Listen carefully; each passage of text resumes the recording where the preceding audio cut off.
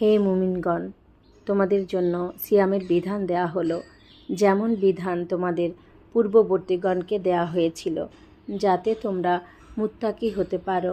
সূরা বাকারা আয়াত 183। রাসূল সাল্লাল্লাহু আলাইহি ওয়াসাল্লাম বলেছেন, সিয়াম ঢালস্বরূপ, সুতরাং অশ্লীলতা করবে না এবং মূর্খের মতো কাজ করবে না। যদি কেহ তার সাথে ঝগড়া করতে চায়, তাকে গালি দেয়, তাহলে সে যেন 2 বার বলে, আমি সিয়াম পালনকারী।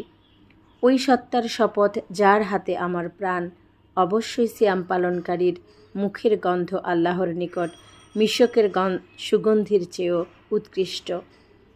সে আমার জন্য আহার, পান ও কাম প্রবৃত্তি পরিত্যাগ করে।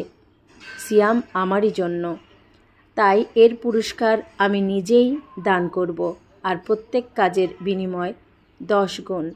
বুখারী 1768। আবু হুরায়রা রাদিয়াল্লাহু আনহু।